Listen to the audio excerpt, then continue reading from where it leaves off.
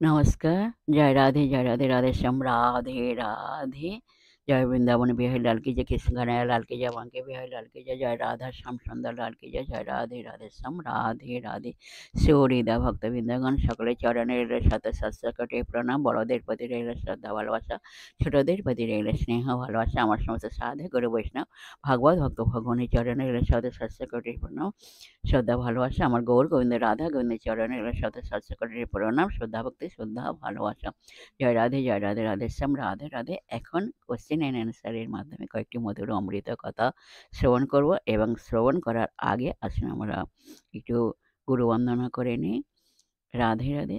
বন্দে গুরুনীশ ভক্তনীশ মেষাবতারকম তৎপ্রকাশং সচক্ষতি কৃষ্ণ চৈতন্য সংঘাকম বন্দে হাহং শ্রী গৌর শ্রীযুতপদকমলং শ্রী গৌরন বৈষ্ণবাস্য শিরোপং সগৃহাতং সগণ রঘুনাথং বিতং তং সজীবং সাদ্বৈতং সবধূতং পরিজন সহিতং শ্রীকৃষ্ণ চৈতন্য চন্দ্র দেবং শ্রী রাধা কৃষ্ণ পাদং সহগণ ললিত শ্রী বিশাখাম্বিতাংশ আজনুলম্বিত ভোজ কনকয় অবদাত সংকীর্তনৈক পিতর কমলতাক্ষ বিশ্বম্ভর দ্বিজবর যুগধর্ম পাল বন্দে জগৎ প্রিয় কর করুণাবতার শ্রী চৈতন্য প্রভু বন্দে যৎপদাশ্রয় বিজতা স্বগৃহতা কর ব্রতাদক সিদ্ধান্ত সম্মানিম নমো মঞ্চগর্ভতরু ভস্য কৃপা সিন্ধুভ্য এব চ পতিতানাং পাবনেভ্যো বৈষ্ণবেভ্যো নমো নমঃ।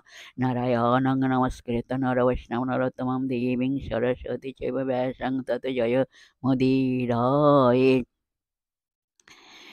हे कृष्ण करुणा सिंधु दीनबन्धु जगत्पति गोपेश गोपिकान्त राधाकान्त नमस्तुते।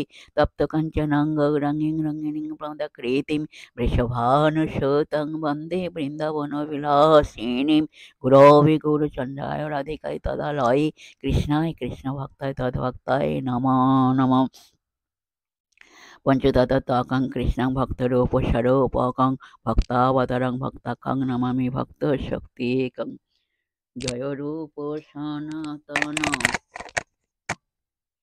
ভট্ট রঘুনাথ।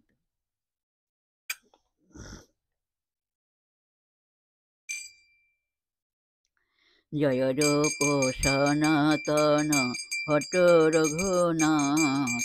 শ্রীজীব গোপাল ভট্ট দাস রঘুনাথ। এই জয় গোসাইর করি চরণ বন্দন, যাদের কৃপায় হয় ততের স্ফুরণ। এই জয় গোসাই যাবে ব্রজে কৈলাবাস, রাধা কৃষ্ণের নিত্য লীলা করিলেন প্রকাশ। এই ছয় গোসাই যার মই তার দাস, তাসবর পদ রেণু মোর পঞ্চগ্রাস। মনের আনন্দে বল হরি ভজ বৃন্দাবন, মধুর মধুর বংশী বাজে এই তো বৃন্দাবন। তোমরা মনের আনন্দে বল হরি ভজ বৃন্দাবন, মধুর মধুর বংশী বাজে এই তো বৃন্দাবন। বলো শ্রীকৃষ্ণ চৈতন্য প্রভু নিত্যানন্দ, শ্রী অদ্বৈত গদাধর শিবসাদি গৌর ভক্তবৃন্দ। বলো হরে কৃষ্ণ কৃষ্ণ কৃষ্ণ হরে হরে, হরে রাম রাম রাম হরে হরে। বলো হরে কৃষ্ণ কৃষ্ণ কৃষ্ণ হরে হরে, হরে রাম রাম রাম হরে হরে। হরে কৃষ্ণ কৃষ্ণ কৃষ্ণ হরে হরে, হরে রাম রাম রাম হরে হরে।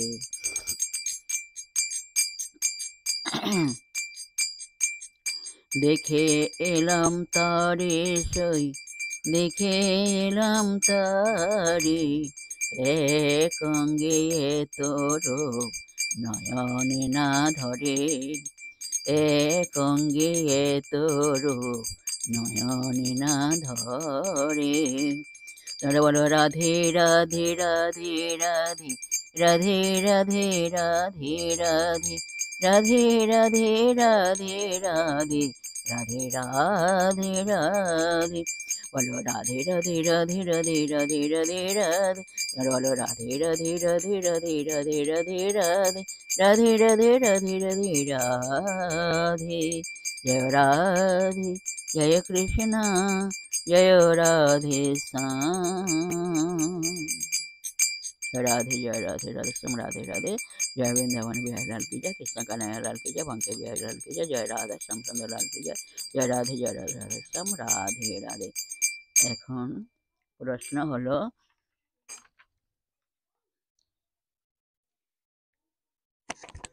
নারদীয় ভক্তি সূত্রে 59 নম্বর ভক্তি সূত্রের ব্যাখ্যাটি কি? আসুন আমরা শ্রবণ করি। নারদীয় ভক্তি সূত্রে 59 নম্বর ভক্তি সূত্রের ব্যাখ্যাটি নিম্নে আলোচনা করা হইল। আসুন আমরা শ্রবণ করি। নারদীয় ভক্তি সূত্রের 59 নম্বর ভক্তি সূত্রে ব্যাখ্যাটি হলো ভক্তির আর অন্য প্রমাণের প্রয়োজন হয় না, ভক্তি নিজেই প্রমাণস্বরূপ। মহর্ষি নারদ বলেছেন অন্যান্য পথ থেকে ভক্তিপথে ভগবানকে সহজেই পাওয়া যায়। তিনি এই 59 নম্বর ভক্তি সূত্রে তার কারণ ব্যাখ্যা করেছেন। তিনি বলেছেন যে ভক্তি অন্য কোনো বিশেষ হেতু বা যুক্তি নিরপেক্ষ, ভক্তি নিজেই নিজের সাক্ষী। ভক্তির উদয় হলে তখন আর ভক্তের মনে এ প্রশ্ন ওঠে না ও এ সংশয় জাগে না যে তাঁর এ ভালোবাসা সত্যি কি ভ্রান্তি। অন্য পথে কিন্তু সে আশঙ্কা থেকে যায় যে এই যে আমার অনুভূতি এটা সঠিক তো। ভক্তের ক্ষেত্রে প্রশ্ন জাগতে পারে যে প্রেমিক ভক্তের এই গভীর ঈর্ষা প্রেমের অনুভূতি কি সত্যিই তার পরম প্রাপ্তিকে সূচিত করছে? যেমন জ্ঞানীর ক্ষেত্রে তেমনি ভক্তের ক্ষেত্রেও অন্যদের পক্ষে এর উত্তর জানা সম্ভব নয়। তারা প্রশ্ন করতেই পারেন, ভক্ত কিন্তু স্বয়ং অসংশয়ী আত্মা, তিনি জানেন যে তিনি লক্ষ্য বস্তু লাভ করেছেন।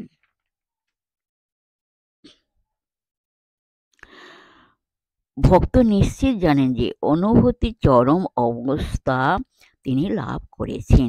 তার জন্য অন্য কোনো পরীক্ষার প্রমাণ তার কাছে অবান্তর। জ্ঞানের অন্য কোনো শাখার উপর এই ভক্তি নির্ভরশীল নয়, এই ভক্তি স্বয়ং নির্ভর ও স্বয়ং সিদ্ধ। জয় রাধে রাধে শ্যাম রাধে রাধে। পরবর্তী প্রশ্ন, ধ্যানের উদ্দেশ্য কি? এর উত্তর হলো ধ্যানের উদ্দেশ্য হলো সত্যকে উপলব্ধি করা। এই পথে শান্তি বা আনন্দ আসে, তবে এই শান্তি বা আনন্দ মূল উদ্দেশ্য নয়। সাধন পথে যে উপলব্ধির হোক সেটিতে থেমে পড়তে নেই। তাই মহাপুরুষগণ বলেছেন তোমরা এগিয়ে পড়ো, কিংবা বেদের উক্তি চরৈবেতি এভাবে ক্রমশই এগিয়ে যেতে হয়। উপলব্ধিগুলিকে নিরাসক্ত দৃষ্টিতে ভালো করে লক্ষ্য করলে দেখা যায় যে ওইগুলি সাধককে বাঁধতে পারে না। সাধক তখন সঠিকভাবে ওইগুলিকে অতিক্রম করে উচ্চতর স্তরে চলে যান। পরবর্তী কোশ্চেন, মহাভারত শ্রীকৃষ্ণ যুধিষ্ঠিরকে ধর্মরাজ বললেন কেন? এর উত্তর হলো শ্রীকৃষ্ণ যুধিষ্ঠিরকে ধর্মরাজ বললেন এই কারণে যে যুধিষ্ঠির সত্য, সরলতা ও ক্ষমার জন্য পৃথিবী বিখ্যাত হয়েছেন। সেজন্য শ্রীকৃষ্ণ যুধিষ্ঠিরকে ধর্মরাজ বললেন। পরবর্তী কোশ্চেন, কামক বনে জয়দ্রথকে কে মৃত্যুর হাত থেকে বাঁচান? এর উত্তর হলো দৈত্য বনে বাসকালে দুর্যোধনের ঘোর যাত্রায় স্ত্রীগণের সঙ্গে বন্দী হলে ধর্মরাজ তাঁর ভাইদের সাহায্যে তাকে মুক্ত করে দেন। এইভাবে কামক বনে জয়দ্রথকে ধর্মরাজ মৃত্যুর হাত থেকে বাঁচান। পরবর্তী কোশ্চেন, উপাসনা কাকে বলে? স্থূল ও সূক্ষ্ম উপাসনা কাকে বলে? উপাসনা কাকে বলে? এর উত্তর হলো ধ্যানের যে কোনো প্রক্রিয়ায় মূলত ধারণায় মনকে চেষ্টা দ্বারা ধ্যেয় বস্তুতে স্থির রাখা হয়। এই অভ্যাসের ফলে মন যখন নিজেই বা স্বতঃস্ফূর্তভাবে ওই বস্তুতে স্থির হয়ে যায়, তখন ধারণা ধ্যানে পরিণত হয়। ধারণা মূলত উপাসনা। অর্থাৎ ঈশ্বরের কাছে, আসন অর্থাৎ থাকা বা আসন করে বসা। মনে ঈশ্বর চিন্তা বা ভগবানের চিন্তা ওঠানোকে উপাসনা বলে। স্থূল উপাসনা কাকে বলে? স্থূল উপাসনা হলো পুজো আর্চায় বাহ্য বস্তু নিয়ে এই চিন্তা ওঠানো হয় বলে এটিকে স্থূল উপাসনা বলা হয়।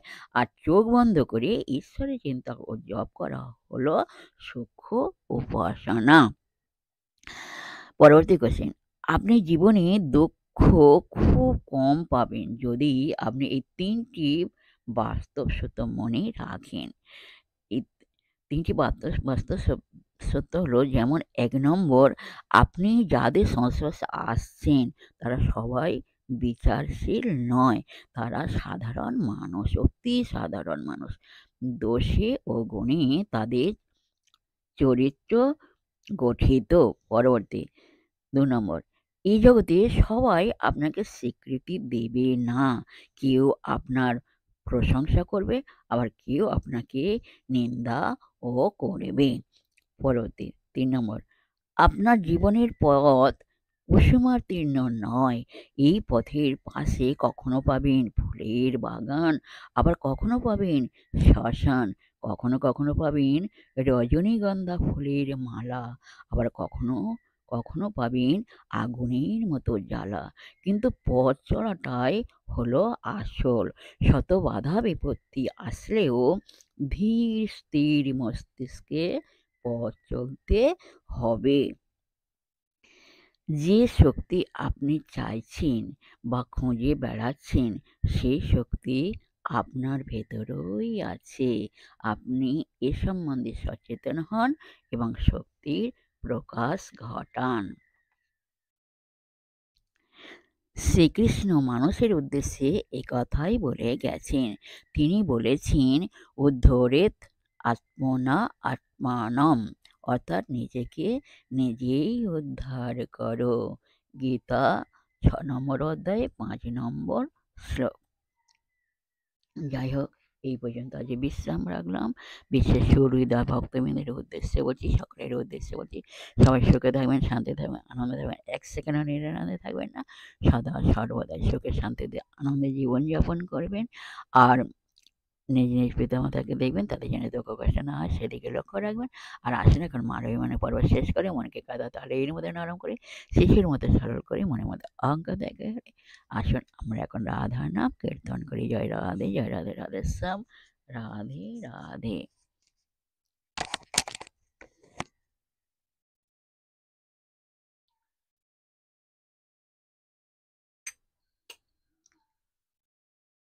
রাধে রাধে।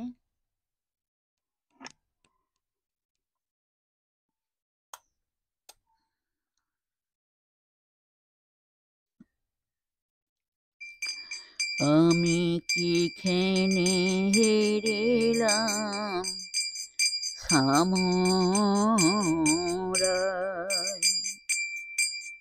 সজনী,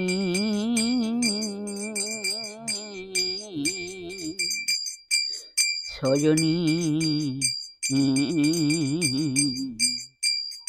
আমি কি খেনে হেরিলাম সামরাই মল্লিকা মালতী কানে রহয়ে ত্রিভঙ্গ ঠামে মল্লিকা মালতী কানে